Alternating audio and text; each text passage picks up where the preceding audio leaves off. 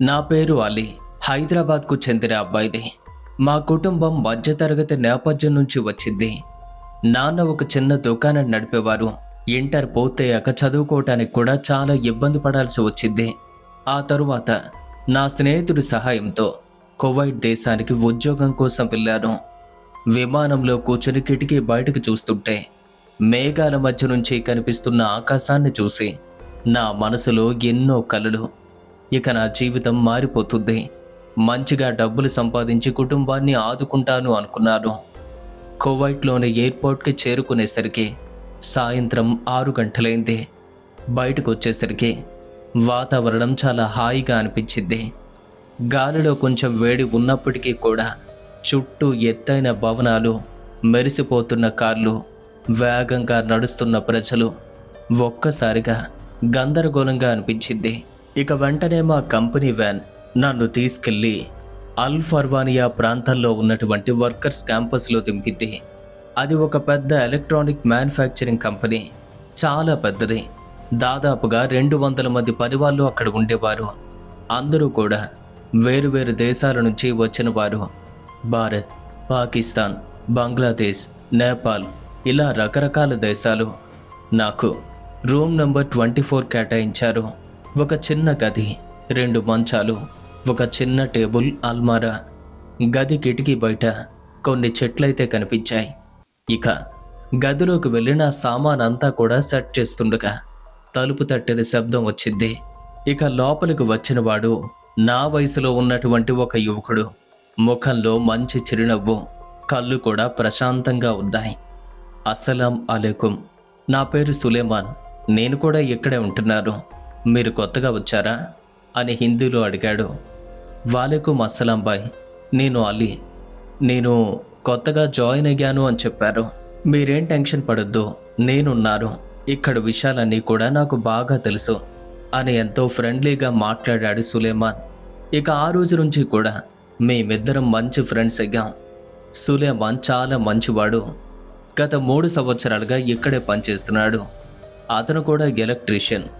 నేను అతని అసిస్టెంట్గా పనిచేయటం మొదలుపెట్టారు. పని అయితే చాలా కష్టంగా ఉండేది. ఉదయం 6 గంటల నుంచి సాయంత్రం 6 గంటల వరకు పని. మధ్యాహ్నం 1 గంటన్నర పాటు బ్రేక్. ఎండలో పనిచేస్తుంటే చెమట వాన కురిసేది. కానీ డబ్బులు బాగానే ఇచ్చేవారు. ఇక సులేమాన్ విషయానికి వస్తే చాలా క్రమశిక్షణతో ఉండేవాడు. రోజు 5 సార్లు ప్రార్థన చేసేవాడు. మసీద్కు వెళ్ళక ముందు తప్పనిసరిగా స్నానం చేసేవాడు. ముఖ్యంగా శుక్రవారం జుమ్మా నమాజ్కు ముందు చాలా శ్రద్ధగా సిద్ధమయ్యేవాడు. అయితే నా ఫ్రెండ్ సులేమాన్కి ఒక ప్రత్యేకమైనటువంటి అలవాటు ఉండేది. అదే పెర్ఫ్యూమ్ కొట్టుకోవటం. అతని దగ్గర దాదాపుగా 10 రకాల పెర్ఫ్యూమ్ బాటిల్స్ అయితే ఉండేవి. అతను ఎక్కడికైనా వెళ్లే ముందు, పనికైనా, మసీదుకైనా, షాపింగ్కైనా లేదా ఎవరినైనా కలవటానికైనా తప్పనిసరిగా పెర్ఫ్యూమ్ వేసుకునేవాడు.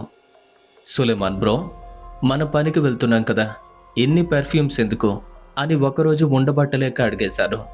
అతను నవ్వుతూ, బ్రో, మంచి సువాసన ఉంటే దేవుడు కూడా ఆనందిస్తాడు, మన మూడ్ కూడా బాగుంటుంది అని చెప్పాడు. అవును, అది కూడా నిజమే అని నేనైతే ఒప్పుకున్నాను. ఇక రోజులు గడుస్తున్నాయి. నాకు పని అలవాటైపోయింది. కువైట్ నగరం గురించి అప్పుడప్పుడే తెలుసుకుంటున్నారు.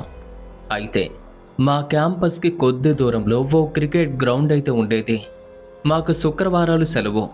ఇక అప్పుడు మేము, అంటే మన ఇండియన్స్ అంతా కలిసి అక్కడే క్రికెట్ ఆడేవాళ్ళం. ఇక ఆ గ్రౌండ్ పక్కనే ఒక భవనం ఉండేది. అది చూడటానికి ఎలా ఉండేది అంటే 2 అంతస్తుల భవనం.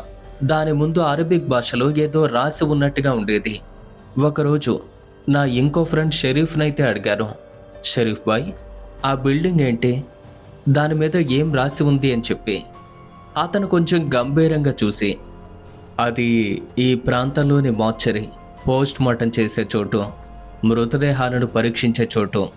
కొంచెం అక్కడికి దూరంగా ఉండి బ్రో, మంచి ప్రదేశం కాదు అని చెప్పాడు. ఆ మాటలు విన్న తర్వాత నాకు విచిత్రమైన భావన కలిగింది.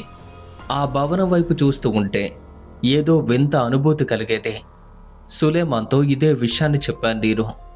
సులేమాన్, మన గ్రౌండ్ పక్కనే ఒక మార్చరీ ఉందంట కదా, మనం అక్కడ ఆడకూడదేమో అని చెప్తే అతను నవ్వుతూ అన్నాడు, అలీ బ్రో, భయపడకు, ఇదంతా కూడా సాధారణం. అయినా చనిపోయిన వాళ్ళొచ్చి మనల్ని ఏం చేస్తారు చెప్పు? మనం అక్కడి నుండి చాలా దూరంలో ఉన్నాం. క్రికెట్ ఆడు, దాని గురించి ఆలోచించుకో. అయితే అప్పటికే నా మనసులో ఆ భవనం గురించి ఒక వింత ఆలోచన కూడా అలవాటైపోయింది. అంటే దాన్ని చూడగానే ఒక నెగిటివ్ వైబ్ అనిపించేది. ఒకనాటి శుక్రవారం ఉదయం సులేమాన్ ఎప్పటిలాగే స్నానం చేసి బయటకొచ్చాడు. తాజా ముఖం. అతను వెంటనే తన యొక్క అల్మారా తెరిచి ఒక మంచి బాటిల్ తీసుకున్నాడు. అరబిక్ పెర్ఫ్యూమ్, చాలా మంచి బ్రాండ్ అది. అలాగే చాలా ఖరీదైంది. చాలా మంచి సువాసన కూడా వచ్చేది. ఇక వెంటనే దాన్ని తీసుకొని తన మెడ మీద, చేతుల మీద, బట్టల మీద మొత్తం కూడా స్ప్రే చేసుకున్నాడు. మా గది మొత్తం కూడా ఆ వాసనతోనే నిండిపోయింది. అంత ఘాటుగా. వావ్ బ్రో, బాగా వాసన వస్తుంది. ఏంటి ఈరోజు స్పెషల్ అని అడిగారు. Jumma prayer bro, special day, దేవునికి ఈ సువాసన అంకితం చేస్తున్నారు అని నవ్వుతూ సమాధానం చెప్పి మసీద్కి అయితే వెళ్ళిపోయాడు. ఓ గంట తర్వాత అతను మళ్ళీ తిరిగి వచ్చాడు. ఇక మా ఇద్దరికి కూడా టీ తాగే అలవాటు చాలా ఎక్కువ. మేమిద్దరం కూర్చున్నాం, టీ తాగుతున్నాం. ఇక అంతలోనే మా స్నేహితుడు జహీర్ నాకు ఫోన్ చేశాడు. అలీ, షరీఫ్, మ్యాచ్ ఉంది, రండి గ్రౌండ్కి. చల్ బ్రో, క్రికెట్ మ్యాచ్ అని సులేమాన్తో చెప్పాను నేను. ఇక మేమిద్దరం కూడా బట్టలు మార్చుకుని గ్రౌండ్కి అయితే వెళ్ళాం. ఆ రోజు వాతావరణం కొంచెం భిన్నంగా ఉంది. చుట్టూ గాలి వీస్తుంది కానీ ఎండ మాత్రం బాగానే కాస్తుంది. ఇక వెంటనే మా క్రికెట్ మ్యాచ్ అయితే ప్రారంభమైంది. ఆ రోజు నేను బ్యాటింగ్ చేశాను. 35 రన్స్ కూడా చేశాను. సులేమాన్ బౌలింగ్ చేశాడు. 2 వికెట్లు కూడా తీశాడు. ఇక మ్యాచ్ ఆడుతున్నప్పుడు ఒక విచిత్రమైన విషయాన్ని నేను గమనించాను. అదేంటంటే సులేమాన్ మధ్య మధ్యలో ఆ మాచరీ భవనం వైపు చూస్తున్నట్టు అనిపించింది. ఎలా అంటే అతని కళ్ళు ఏదో వెతుకుతున్నట్టుగా ఉన్నాయి. అతని ముఖంలో ఒక విచిత్రమైన భావం కనిపించింది. సులేమాన్, బాల్ పట్టుకో అని జహీర్ గట్టిగా అరిచాడు. అప్పుడే అతను స్పృహలోకి వచ్చినట్టయ్యాడు. ఆ మ్యాచ్ అనేది సాయంత్రం 6 గంటలకే ఫినిష్ అయింది. చెల్ బ్రో, భోంచేసే సమయం అవుతుంది అని చెప్పారు. ఇక అందరం కూడా బ్యాగులు అయితే సర్దుకుంటున్నాం. ఇక అప్పుడు నేను నెమ్మదిగా సులేమాన్ వైపుగా చూశాను. అతను ఏం చేస్తున్నాడు అంటే కొంచెం నెమ్మదిగా, అంటే చాలా స్లోగా నడుస్తూ ఆ మాచరీ భవనం వైపుగా వెళ్తున్నాడు. అతని నడక ఎలా ఉంది అంటే ఏదైనా ఆకర్షిస్తే ఒక మనిషి ఎలా వెళ్ళిపోతారో అచ్చా అలానే కళ్ళు ఆ భవనం వైపే చూస్తూ అలానే నడుచుకుంటూ వెళ్ళిపోతున్నాడు. సులేమాన్ బ్రో, ఎక్కడికి వెళ్తున్నావు అని గట్టిగా అరిచాను. అతనికి నా మాట అయితే వినిపించలేదేమో, అలానే నడుస్తూ ఉన్నాడు. బ్రో, ఏమైంది మీకు? అక్కడికెందుకు వెళ్తున్నారు అని వెంటనే అతన్ని నా వైపుగా లాక్కున్నారు. అతను ఒక్కసారిగా ఇలా అదిరిపడ్డట్టుగా అయ్యాడు. కొంచెం అయోమయంగా నా వైపు చూస్తున్నాడు. అసలు ఏమైంది నీకు? ఎక్కడికి వెళ్తున్నావు అని అడగ్గా నేనెక్కడికి వెళ్తున్నాను అని అయోమయంగా చుట్టూ చూస్తున్నాడు. బ్రో, నువ్వు ఆ మాచరీ వైపుగా వెళ్తున్నావు, నేను నిన్ను ఆపాను అని చెప్పాను. మాచరీ వైపా? ఎందుకు? నాకు గుర్తులేదు బ్రో. నేను బ్యాగ్ తీసుకుని రూమ్కి వెళ్దాము అనుకున్నాను. సడన్గా ఇక్కడికి వచ్చేసాను. ఎలా వచ్చానో తెలీదు అని చెప్పాడు. అతని మాటలు వినగానే కొంచెం అనుమానం వచ్చింది.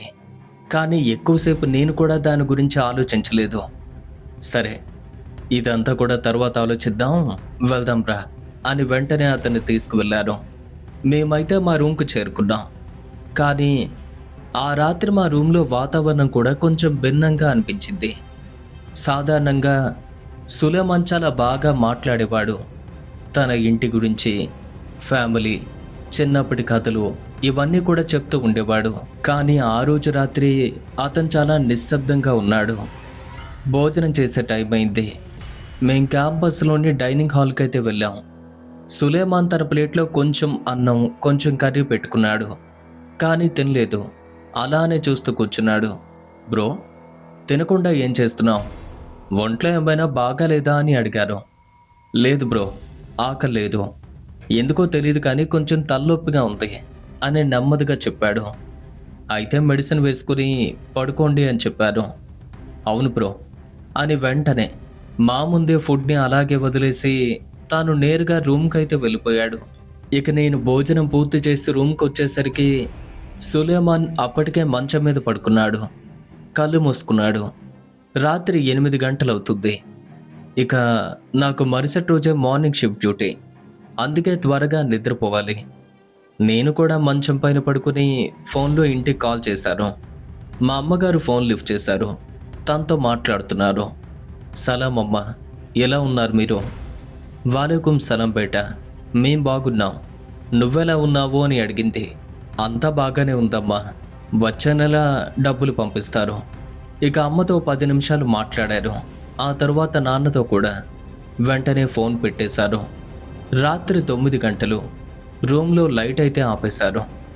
ఇక ఆ కిటికీ బయట వీధి లైట్ల కాంతి మాత్రం లోపలికి వస్తుంది.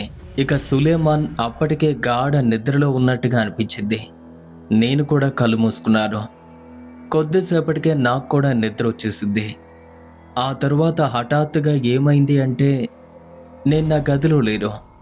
నేను ఒక చీకటి మైదానంలో నడుస్తున్నాను. చుట్టూ ఎవ్వరూ లేరు. దూరంగా ఒక తెల్లని భవనం కనిపిస్తుంది. అదే మార్చురీ భవనం. నేను అటువైపుగానే నడుస్తున్నాను. ఎలా అంటే నా ఇష్టానికి విరుద్ధంగా నా కాళ్ళు అప్రయత్నంగా ముందుకు వెళ్ళిపోతున్నాయి. ఆ భవనం ముందుకు చేరుకున్నాను. తలుపు తెరిచి లోపలికి వెళ్ళాను. చీకటి, చుట్టూ భయంకరమైన చీకటి. అలీ, అలీ అని ఎవరో పిలుస్తున్నారు. నేను వెనక్కి తిరిగి చూశాను. అలా చూస్తే చీకట్లో ఎవరో నిలబడి ఉన్నారు. ఎవరు మీరు అని అడిగాను గట్టిగా. అలీ, ఇలా రా, ఇలా రా అలీ. ఆ స్వరం మళ్ళీ పిలిచింది. నేను దగ్గరకు వెళ్ళాను. అకస్మాత్తుగా ఓ ముఖం కనిపించింది. సులేమాన్. అవును, అతను సులేమాన్. కానీ అతని ముఖం విచిత్రంగా ఉంది. కళ్ళు మొత్తం నల్లగాను, తన నోట్లోని పళ్ళు పదునుగా. భయంతో గట్టిగా అరుస్తూ ఒక్కసారిగా మేల్కొన్నారు. అప్పుడు అర్థమైంది అది కల అని. నా ముఖం చెమటతో తడిసిపోయింది. గుండె దడదడ కొట్టుకుంటుంది. చుట్టూ చూశాను. నా రూమ్, నా మంచం, అదే అలవాటైన ప్రదేశం. ఛా, భయంకరమైన పీడకల అని నాలో నేను అనుకున్నాను. వెంటనే పక్కనే ఉన్న గడియారాన్ని చూశారు. రాత్రి 12:20. అంటే నేను కేవలం 3 గంటలు మాత్రమే నిద్రపోయానన్నమాట. వెంటనే నేను మళ్ళీ పడుకోబోతున్నాను అనేసరికి అప్పుడే హఠాత్తుగా నా గదిలో నుంచి ఒక శబ్దం వచ్చింది. ఎలాంటి శబ్దం అంటే హమ్ చేస్తున్నట్టు. అంటే ఎవరో విచిత్రమైన స్వరంతో పాటలా పాడుతున్నారు. ఒక రాగం తీస్తే ఎలా ఉంటుంది అలానే, కానీ పాట కాదు. ఓ రకమైనటువంటి ఏదో మంత్రం లాంటిది. అదేంటో కూడా తెలియటం లేదు. ఇక నేను ఒక్కసారిగా లేచి కూర్చున్నాను. అలా గమనిస్తే ఆ శబ్దం సులేమాన్ మంచం వైపు నుండి వస్తుంది. ఆ చీకట్లో స్పష్టంగా కనపడటం లేదు. ఇక వెంటనే నేను నా ఫోన్ తీసుకుని ఫ్లాష్ లైట్ అయితే వెలిగించారు. ఇక ఆ ఫోన్ యొక్క లైటింగ్లో నేను చూసిన దృశ్యం ఆ క్షణం నా గుండె ఆగిపోయేట్టు చేసింది. అసలక్కడ ఏం చూశానో తెలుసా? అక్కడ సులేమాన్ తన మంచం మీద కూర్చున్నాడు. కానీ అతని కళ్ళు పూర్తిగా మారిపోయాయి. అంటే ఎటువైపో చూస్తున్నట్టుగా ఉన్నాడు. ఓ రకమైనటువంటి తీక్షణత. అతని చేతుల్లో ఓ బొగ్గు ముక్క. దాన్ని పట్టుకుని గోడ మీద అరబిక్ అక్షరాలతో ఏదో రాస్తున్నాడు. అతని నోటి నుంచి ఎవరో స్త్రీ స్వరంలో అరబిక్ మాటలు వినిపిస్తున్నాయి. అది ఖచ్చితంగా సులేమాన్ స్వరం కాదు, స్త్రీ యొక్క స్వరం. అతని శరీరం నుండే వస్తుంది. అలాంటి దృశ్యాన్ని చూసిన నాకు నా శరీరం మొత్తం వణికిపోతుంది. సులేమాన్, సులేమాన్ అని పిలిచారు. కానీ నా స్వరం గొంతులోనే ఉండిపోయింది. అతను ఇంకా గోడ మీద రాస్తూనే ఉన్నాడు. పిచ్చి పిచ్చిగా రాస్తున్నాడు. ఇక నేను వెంటనే ధైర్యం చేసుకుని బెడ్ నుంచి దిగాను. సులేమాన్, సులేమాన్ బ్రో అని మళ్ళీ పిలిచాను. అతను ఆగలేదు. నేను నెమ్మదిగా అతని దగ్గరకు వెళ్ళాను. దగ్గరకు వెళ్ళి చూసేసరికి అప్పుడు కనిపించింది అతని రూపం. అతని కళ్ళు పూర్తిగా తెల్లగా మారిపోయాయి. పైన ఉన్న కనుపాపలు కూడా మాయమయ్యాయి. ఇక భయంతో గట్టిగా అరిచేశాను. ఎప్పుడైతే అంత గట్టిగా అరిచారో ఒక పెద్ద శబ్దంతో సాధారణ స్థితికి వచ్చినట్టయింది. అతని కళ్ళు సాధారణంగా పారిపోగాయి. పైన ఉన్నటువంటి కనుబొమ్మలు కూడా కనిపిస్తున్నాయి. చుట్టూ చూశాడు. ఏమైంది బ్రో, ఎందుకలా అరుస్తున్నావు? రాత్రి నిద్ర పట్టలేదా అని నిద్రమత్తులో ఉన్నట్టుగా అడిగాడు. ఇక నేను వణుకుతూ గోడ వైపు చూడు అని చూపించాను. అక్కడ చూడు అనగానే సులేమాన్ గోడ వైపుగా చూశాడు. అలా చూస్తే ఆ గోడ మీద అరబిక్ అక్షరాలతో ఏదో రాసినట్టుగా ఉంది. అతను కూడా షాక్లో గోడ వైపుగా చూస్తున్నాడు. ఇదెవరు రాశారు, ఏంటిదంతా అని అడుగుతుంటే, నువ్వే రాసావు బ్రో, నా కళ్ళతో నేను చూశాను. నువ్వు బొగ్గ ముక్కతో ఇవన్నీ కూడా రాసావు. అలాగే ఒక స్త్రీలా మాట్లాడుతున్నావు, ఏదో పాట పాడుతున్నట్టుగా అని గట్టిగా చెప్పారు. ఏం మాట్లాడుతున్నావు బ్రో, నేనా? స్త్రీ స్వరంలోరా? నువ్వేమైనా కల కన్నావా ఏంటి? పడుకో అని అన్నాడు. కల కాదు, నిజంగానే నేను చూశాను అని గట్టిగా అరిచాను. సులేమాన్ వెంటనే తన చేతులు చూసుకున్నాడు. అతని చేతుల మీద బొగ్గు మొక్కల యొక్క మరకలైతే ఉన్నాయి. షాక్లో చేతులు చూస్తూ, ఎలా? నాకేం గుర్తులేదు, నేనెప్పుడు నిద్రపోయానో గుర్తులేదు అని అయోమయంగా చెప్తున్నాడు. బ్రో, నీకేదో జరుగుతుంది, ఇది మామూలుది కాదు అని చెప్పాను. నన్ను రక్షించు దేవుడా, నన్ను రక్షించు అని ప్రార్థన మొదలుపెట్టాడు. ఆ రాత్రి మేమిద్దరం కూడా నిద్రపోలేకపోయాం. అదే గోడ వైపు చూస్తూ కూర్చున్నాం ఉదయం అయ్యే వరకు. ఇక మరుసటి రోజు ఉదయం 6 గంటలకు అలారం మోగిద్ది. నేను రాత్రంతా నిద్రపోలేదు. కళ్ళు ఎర్రగా, శరీరం బలహీనంగా మారిపోయింది. కానీ డ్యూటీకి వెళ్ళక తప్పదు. సులేమాన్ కూడా మేల్కున్నాడు. అతని ముఖం చాలా ఫ్రెష్గా ఉంది. బ్రో, నువ్వు ఈరోజు డ్యూటీకి వెళ్ళకు, సెలవు పెట్టుకో. నీలో ఏదో కొంచెం తేడాగా ఉంది అని చెప్పారు. లేదు బ్రో, సెలవు పెడితే శాలరీ కట్ అవుతుంది, నేను వెళ్తాను అన్నాడు. ఇక మేమిద్దరం రెడీ అయ్యాం, సైట్కి వెళ్ళాం. పని మొదలైంది. కానీ నా మనసు పనిలో లేదు. నిన్న రాత్రి జరిగిన ఆ సంఘటన ఇంకా గుర్తొస్తూనే ఉంది. సులేమాన్, అరబిక్లో గోడ మీద ఏం రాసావో చదివావా అని అడిగారు. చూడలేదు బ్రో, మనం త్వరగా వెళ్దాం కదా అని అన్నాడు. సరే, సాయంత్రం తర్వాత మన స్నేహితుడు మొహమ్మద్ని అడుగుదాం, అతనికి అరబిక్ బాగా వస్తుంది. ఈరోజు పని చాలా కష్టంగా ఉంది, నాకు మైకం వస్తుంది. 2 సార్లు సూపర్వైజర్ అలీ జాగ్రత్తగా పనిచేయని గద్దించాడు. సాయంత్రం 6 గంటల వరకు పనిచేశాం. ఆ తరువాత మా పని ముగిసిద్ది. ఇద్దరం కూడా క్యాంపస్కు తిరిగొచ్చాం. రూమ్కి వెళ్ళకముందే మొహమ్మద్ గదికి వెళ్ళాం.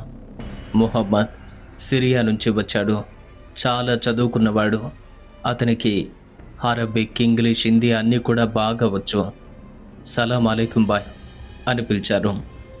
సులేమాన్, ఏంటి, ఏదైనా సమస్య అని అడిగాడు. మీ నుండి ఒక చిన్న సహాయం కావాలి. మా రూమ్లో గోడ మీద అరబిక్లో ఏదో రాసి ఉంది, దాన్ని మీరు చదవగలుగుతారా అని అడిగాను. తప్పకుండా, చూపించండి అని చెప్పి మాతో పాటు మా గదిలోకి వచ్చాడు. ఇక మా రూమ్ లోపలికి వచ్చి గోడ మీద రాసి ఉన్న అక్షరాల వైపుగా చూపించాను. మొహమ్మద్ దగ్గరగా వెళ్ళి ఆ రాతను గమనించాడు. ఒక్కసారిగా అతని ముఖం మారిపోయింది. ఇది ఎవరు రాశారు అని గంభీరంగా అడిగాడు. ఎందుకు, అందులో ఏం రాసుంది అని ఆత్రంగా అడిగారు. మొహమ్మద్ 1కి 2 సార్లు చదివి, ఇది ప్రేమ కవిత్వంలాగా ఉంది, కానీ చాలా పాతకాలపు అరబిక్. ఇలా రాసి ఉంది, నేను అందానికి రానిడి, నేను రాత్రి సువాసరని, నా ప్రియుడు నన్ను పిలిచాడు, నేను వచ్చాను, మరణ గదిలో నివసిస్తున్నాను, కానీ ప్రేమ కోసం బయటకొచ్చాను. ఆ సువాసన మనోహరమైంది, అదే నన్ను పిలిచింది అని. చూస్తుంటే ఇదేదో జిన్ లేదా ఆత్మ రాసినట్టుగా ఉంది అని చెప్పాడు. ఆ మాటలు విన్న వెంటనే సులేమాన్ భయంతో కుర్చీలో కూలబడ్డాడు. అసలు నాకేం జరుగుతుంది అని తల పట్టుకున్నాడు. మొహమ్మద్ సీరియస్గా, సులేమాన్, నిజం చెప్పు, గత కొన్ని రోజులుగా ఏదైనా అసాధారణమైన అనుభవాలు అవుతున్నాగా అని అడిగాడు. సులేమాన్ కొద్దిసేపటి వరకు ఆలోచించి, నాకు అవుతుంది. కొన్నిసార్లు ఏం జరుగుతుందో గుర్తు రావట్లేదు. రాత్రుళ్ళు వింత వింత కలలు వస్తున్నాయి. ఎవరో స్త్రీ నన్ను పిలుస్తుంది. మొహమ్మద్ సీరియస్గా మాట్లాడుతూ, ఇది చాలా ప్రమాదకరం. నీకు జిన్ ఆవహించినట్టుగా ఉంది. మీరు వెంటనే మసీద్కి వెళ్ళి సాహెబ్తో మాట్లాడండి. ఇదేమీ చిన్న విషయం కాదు అని హెచ్చరించాడు. సరే, కానీ రాత్రి అయిపోయింది. రేపు ఉదయాన్నే వెళ్తామని చెప్పారు. వెంటనే అతను అక్కడి నుండి వెళ్ళిపోయాడు. నేను సులేమాన్తో, బ్రో, భయపడుకో, దేవుడున్నాడు. మనం ఈరోజు రాత్రి రెండోసారి కూడా చూద్దాం. నిజంగా నీకు ఏమైనా జరిగితే చెప్పు, తెలుసుకుందామని చెప్పారు. సరే బ్రో, కానీ నాకు చాలా భయంగా ఉంది అని వణుకుతూ చెప్పాడు. ఏం భయపడకు, నేను కూడా ఉన్నాను కదా. భోంచేసి మళ్ళీ రూమ్కి వచ్చేసాం. సులేమాన్ నమాజ్ చేశాడు. చాలాసేపు దుబా కూడా చేశాడు. రాత్రి 9 గంటలు. బ్రో, నేను పడుకుంటాను. నీకు నిద్ర వస్తే పడుకో. ఏదైనా జరిగితే నన్ను లేపు అని చెప్పి సులేమాన్ పడుకున్నాడు. ఇక నాకైతే నిద్ర పట్టలేదు. కుర్చీలోనే కూర్చొని చూస్తున్నాడు. సుమారుగా ఓ గంట గడిచింది. 2 గంటలు కూడా గడిచాయి. అప్పటికి సులేమాన్ చాలా ప్రశాంతంగా నిద్రపోతున్నాడు. బహుశా నాకే ఏదో జరుగుతున్నట్టుగా అనిపిస్తుందేమో, లేదా మొన్న మాత్రమే అలా అనిపించిందా? ఇలా రకరకాల ఆలోచనలు. అది సరిగ్గా రాత్రి 12 గంటల సమయం. నాకు తెలియకుండా విపరీతమైన నిద్రలోకి వెళ్ళిపోయాను. గాఢ నిద్ర. ఇక సరిగ్గా అప్పుడే హఠాత్తుగా తలుపు తెరుచుకునే శబ్దం వచ్చింది. ఒక్కసారిగా నాకు మెలకు వచ్చింది. లేచి చూశారు. చూస్తే సులేమాన్ మంచం ఖాళీగా ఉంది. అతను అక్కడ లేడు. అయ్యో అని వెంటనే నేను లేచి తలుపు వైపుగా పరిగెత్తాను. బయటికి కూడా వెళ్ళి చూశాను. అలా చూస్తే అక్కడే ఉన్న కారిడార్లో సులేమాన్ నడుస్తూ కనిపించాడు. వదురుగా ఉన్నటువంటి టీషర్ట్, పైజామా, చెప్పులు లేకుండా, కళ్ళు తెరిచి ఉన్నా సరే ఎటువైపు చూస్తూ అలా వెళ్ళిపోతున్నాడు. సులేమాన్ అని గట్టిగా పిలిచారు. అతను ఆగలేదు. నేను వెంటనే అతని వెంట పరిగెడుతూ వెళ్ళాను. అతను క్యాంపస్ గేట్ వైపుగా నడుస్తున్నాడు. గేట్ వద్ద ఉన్నటువంటి సెక్యూరిటీ గార్డ్ నిద్రపోతున్నాడు. సులేమాన్ వెంటనే గేట్ తీసుకుని బయటకు వెళ్ళిపోయాడు. నేను కూడా అతని వెంట వెళ్ళాను. సులేమాన్, ఆగు, ఆగు అని అరిచారు. అతను వీధిలో నడుస్తూ ఆ క్రికెట్ గ్రౌండ్ వైపుగా వెళ్తున్నాడు. అయ్యో, మళ్ళీ మార్చిరి వైపునే వెళ్తున్నాడు.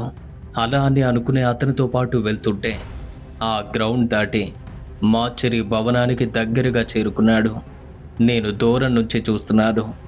ఆ భవనం ముందు రాత్రి చీకట్లో కొంచెం వెలుగులో నేను చూసిన దృశ్యం చాలా భయంకరమైంది. నా జీవితంలో ఎప్పటికీ మర్చిపోలేని దృశ్యం అది. ఆ మార్చిరి భవనం ముందు ఒక పిల్లి కూర్చుంది. నల్ల రంగు పిల్లి, ఎర్రని కళ్ళు. దాని ముందు నా స్నేహితుడు సులేమాన్ కూర్చున్నాడు. మోకాళ్ళపైన కూర్చుని 2 చేతులు పైకెత్తి దాన్ని ప్రార్థిస్తున్నట్టుగా కనిపించాడు. అది సులేమాన్ స్వరం కాదు, ఆ స్త్రీ యొక్క స్వరం. నేను అతన్ని గట్టిగా పిలుస్తున్నాను, కానీ తాను పట్టించుకోవటం లేదు. ఏదో ప్రార్థిస్తున్నట్టుగా ఉన్నాడు. నేను ధైర్యం చేసి అతని దగ్గరకు వెళ్ళాను. లే సులేమాన్, లే. అతని భుజం పట్టుకుని లాకారు. అతను లేవటం లేదు. బలంగా లాకారు. అప్పుడే ఆ పిల్లి నా వైపుగా తిరిగింది. దాని కళ్ళు ఎర్రగా మండుతున్నాయి. అది ఒక్కసారిగా నా మీదకు దూకపోయింది. యా అల్లా, రక్షించు అని గట్టిగా అరిచారు. ఆ క్షణంలోనే సులేమాన్ శరీరం ఒక్కసారిగా వణికిపోయింది. మనిషి నేను చూస్తుండగానే వణికిపోగి ఒక్కసారిగా క్రింద పడ్డాడు. ఇక అప్పటి వరకు అక్కడే ఉన్నటువంటి ఆ పిల్లి గట్టిగా అరుస్తూ చీకట్లోకి వెళ్ళిపోయింది. అది అక్కడి నుండి వెళ్ళిపోగానే సులేమాన్ లేవటానికి ప్రయత్నించాడు. నెమ్మదిగా కళ్ళు తెరుచుకున్నాయి. బ్రో, నేనెక్కడున్నాను, ఎక్కడున్నానేంటి అని బలహీనంగా అడుగుతున్నాడు. నువ్వు మార్చిరి ముందే ఉన్నావు, నీ గుర్తులేదా అని అడిగారు. మార్చిరి ముందా? ఎక్కడికలా వచ్చాను అని భయంతో వణికిపోయాడు. లే, త్వరగా రూమ్కి వెళ్దాం. వెంటనే అతన్ని పైకి లేపాను. మేమిద్దరం భయపడుతూనే క్యాంపస్కి తిరిగి వచ్చాం. రూమ్లోకి వచ్చిన తరువాత సులేమాన్ పూర్తిగా కుప్పకూలిపోయాడు. అతని శరీరం వణికిపోతుంది. కన్నీళ్లు వస్తున్నాయి. బ్రో, నాకు చాలా భయంగా ఉంది. నన్నేదో పట్టుకుంది. నా పైన నాకు కంట్రోల్ లేదు. నేనేం చేస్తున్నానో కూడా తెలియటం లేదు అని ఏడుస్తూ చెప్పాడు. నువ్వేం భయపడుకో. రేపు ఉదయాన్నే మసీద్కి వెళ్దాం. సాహెబ్తో మాట్లాడదాం. ఆయన తప్పకుండా సహాయం చేస్తారు. ఇప్పుడు నిద్రపోవద్దు, మెలకువగా ఉండు అని చెప్పి వెంటనే అతనికి టీ ఇచ్చారు. ఆ రాత్రి మేమిద్దరం నిద్రపోలేదు. ఇక మరుసటి రోజు ఉదయానికి మా శరీరాలు బాగా అలసిపోయాయి. కానీ మనసులో ఒకే ఒక్క నిర్ణయం, సాహెబ్ని కలవాలి. ఉదయం డ్యూటీకి వెళ్ళేటప్పుడు సూపర్వైజర్కి చెప్పారు, సార్, నాకు చాలా ముఖ్యమైన పని ఉంది, మేము మసీద్కి వెళ్ళాలి అని చెప్పి. ఓ గంట ముందుగా పర్మిషన్ ఇవ్వాలి అని. సరే అలీ, కానీ ఇలా ప్రతిసారి అడగొద్దు. నిన్ను చూసి మరొకరు కూడా అడుగుతారు. సాయంత్రం 5 గంటలకు మేమిద్దరం కలిసి క్యాంపస్కు వచ్చాం. స్నానం చేసి మంచి బట్టలు వేసుకుని మసీద్కు వెళ్ళాం. మా క్యాంపస్ మసీద్ చాలా బాగుంటుంది. తెల్లని గోపురం, ఆకుపచ్చ రంగు తలుపులు, లోపల చల్లని వాతావరణం, మంచి కార్పెట్లు. ఇక నమాజ్కు ముందు అక్కడ చాలా ప్రశాంతంగా ఉంది. కొంతమంది మసీద్ చుట్టూ కూర్చొని చదువుతున్నారు. ఇక మెయిన్గా ఉండే వ్యక్తి సాహెబ్ తన గదిలో ఉన్నారు. ఆయన పేరు షేక్ అబ్దుల్లా. దాదాపుగా 60 ఏళ్ళు పైనే ఉంటుంది.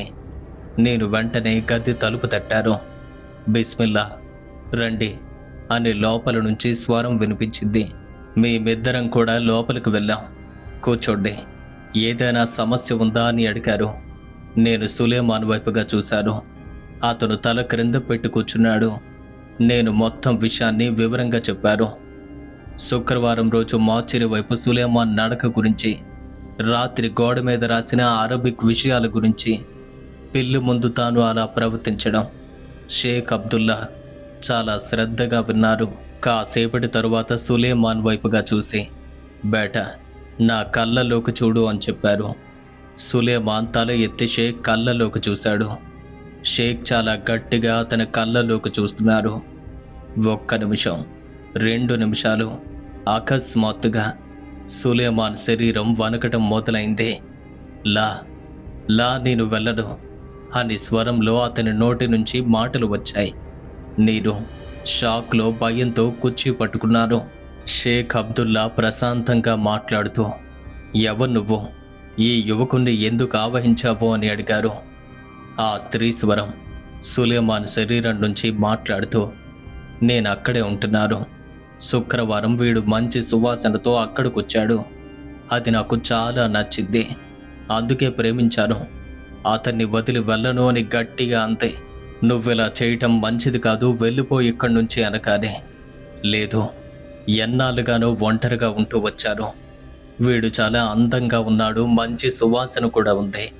వీడిని ప్రేమిస్తున్నాను. షేక్ కఠినంగా, అల్లాహ్ పేరిట ఆదేశిస్తున్నాను, వెళ్ళిపో. లేదు అని గట్టిగా అరిచింది. అతను వెంటనే దేన్నో పఠించడం మొదలుపెట్టారు. బిగ్గరగా, శక్తివంతంగా. సులేమాన్ శరీరం భయంతో వణుకుతుంది. అతను కుర్చీలోనే కొట్టుమిట్టాడుతున్నాడు. దయచేసి ఆపండి అనే స్త్రీ స్వరం అరిచింది. షేక్ ఆగలేదు. అతను మరింత బిగ్గరగా పఠించారు. సులేమాన్ నోటి నుంచి నురగలు వచ్చేస్తున్నాయి. కళ్ళు పూర్తిగా మారిపోతున్నాయి. నేను భయంతో వణికిపోతూ కుర్చీని గట్టిగా పట్టుకున్నాను. అతను ఇంకా పఠనాన్ని కొనసాగించారు. అకస్మాత్తుగా ఒక పెద్ద అరుపు. సులేమాన్ శరీరం వణుకుతూ థుక్ అనే శబ్దంతో కుర్చీలో కుప్పకూలిపోయాడు. బేటా అలీ, నీళ్లు తీసుకురా అని చెప్పారు. నేను వెంటనే వెళ్ళి నీళ్లు తీసుకొచ్చారు. షేక్ సులేమాన్ ముఖం మీద నీళ్లు చిలకరించారు. అతని కళ్ళు తెరుచుకున్నాయి. ఏం జరిగింది, ఏమైంది అని బలహీనంగా అడిగాడు.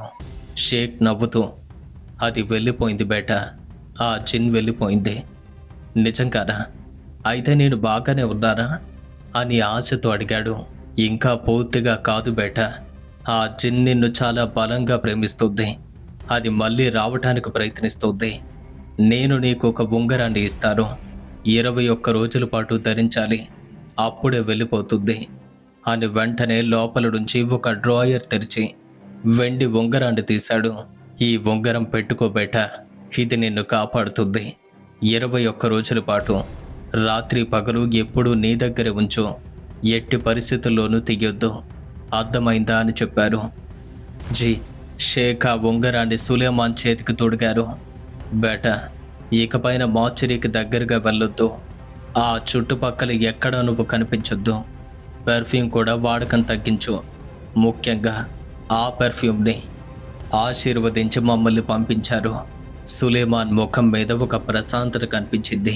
థ్యాంక్స్ అలీ, నువ్వు లేకపోతే నేను ఏమయ్యేవాడ్నో నాకు కూడా తెలీదు అని నా చెయ్యి పట్టుకున్నాడు.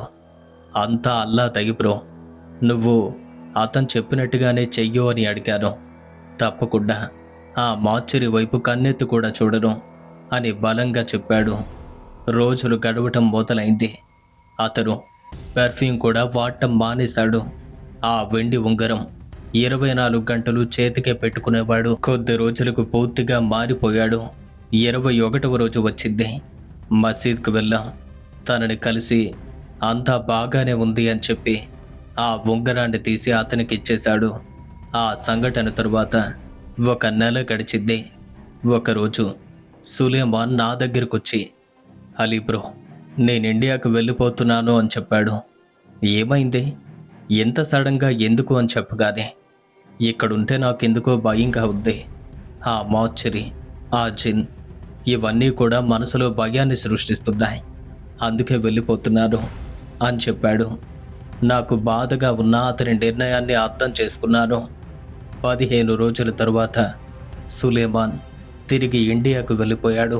అతను వెళ్ళిపోయాక నాకు చాలా ఒంటరిగా అనిపించింది. కానీ ఆ సంఘటన నా జీవితంలో ఎప్పటికీ చెరగని ఒక ముద్రగా మిగిలిపోయింది. కనిపించే ప్రపంచం మాత్రమే సత్యం కాదు, కనిపించని ప్రపంచం కూడా ఒకటి ఉంటుంది. ఫ్రెండ్స్, విన్నారు కదా, మన ఛానల్ సబ్స్క్రైబర్ అయినటువంటి అలీ గారు. తాను ప్రెజెంట్ ఇప్పుడు కువైట్లో ఉంటూ పనిచేస్తున్నారు. ఈ స్టోరీని మనతో పాటు షేర్ చేసుకోవటం జరిగింది. ఈ స్టోరీపై మీ యొక్క అభిప్రాయాన్ని ఖచ్చితంగా క్రింద కామెంట్స్ రూపంలో మాకు తెలియచేయండి. అలాగే ఈ వీడియో కనుక మీకు నచ్చినట్టయితే లైక్ చేయండి, షేర్ చేయండి. ఇలాంటి మరిన్ని హారర్ స్టోరీస్ కోసం ఇప్పుడే మన ఛానల్ సబ్స్క్రైబ్ చేసుకొని పక్కనే ఉన్న బెల్ ఐకాన్ను యాక్టివ్ చేసి ఆన్లో పెట్టుకోండి.